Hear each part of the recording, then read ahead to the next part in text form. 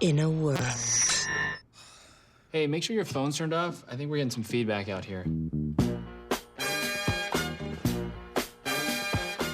A trailer boils down to four main elements: plot, characters, conflict, and the cliffhanger. Really, each trailer is its own unique short story that happens to pull all its clips from one movie. The only real difference between a trailer and a short story is the cliffhanger. A trailer's main goal is to get people to want to see the movie. The cliffhanger is basically what's missing from the trailer, the part that has to be enjoyed by purchasing an $11 ticket to see the movie yourself. So how do you make a trailer that's so good it's safe to say the movie will do well too? Stop. Okay. Safety first. Safety is first. Let's look at the history of trailer structure and see why even today some trailers are still pretty forgettable. Since the 1950s, trailers had a narrator basically just tell us the four elements. They'd say who the characters were, what the conflict was, the plot, and whatever makes the movie worth seeing. Now hear Tiny Tim and all the other wonderful people in this unforgettable story. Clips from the movie only accompanied the narration, so for the majority of cinematic history, the trailer was more or less a sales pitch by some narrator. Tell us the character, tell us the conflict, tell us why it's worth seeing, and show a few clips to keep us from getting bored. Maybe throw in some silly music if it's a comedy, or something epic if it's action or drama. Although some trailers from this time were very well made. Psycho's trailer is narrated by Alfred Hitchcock as he walks through the Bates Motel. And in this house,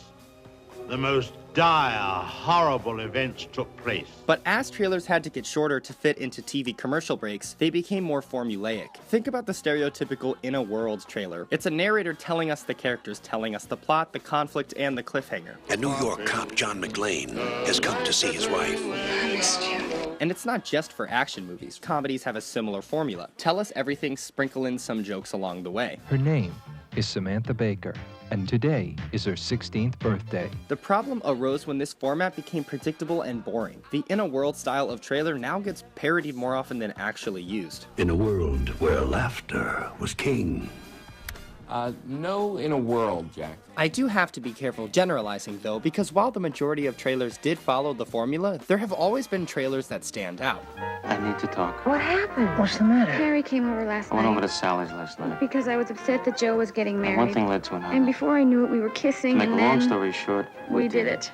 They did it. But eventually, even the average trailer started getting more creative and, most importantly, more efficient. The short story of the trailer is limited to around 2 minutes. If there's any way to say more in less time, then perfect. First, cut out the narrator and incorporate voiceovers from characters in the movie. This change makes the most sense. If we use character voiceover, we can have plot and conflict introduced while also introducing the characters.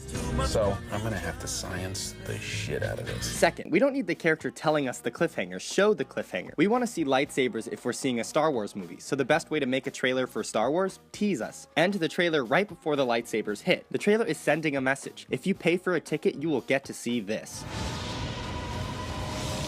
Third is the build. Start with something familiar, something normal, then disrupt it. Does it live on the Great Plains of Africa? No. Hey! Make the clips get faster, the music louder, and then peak, followed by some resolution. Many early trailers never did this, but it's since become the norm.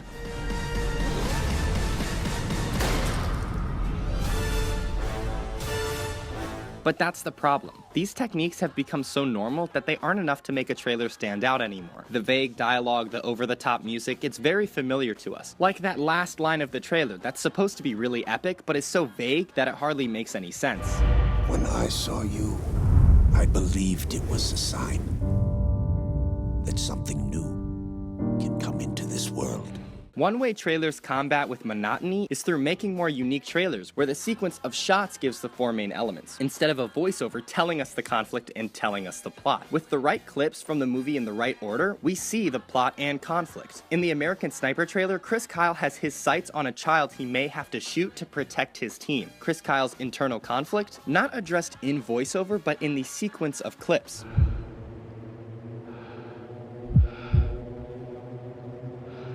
And the cliffhanger, whether he pulls the trigger. Maybe show a scene between the two main characters in their secret identities, and cut back and forth between their talk and them as superheroes. We just have a bad history with freaks dressed like clowns.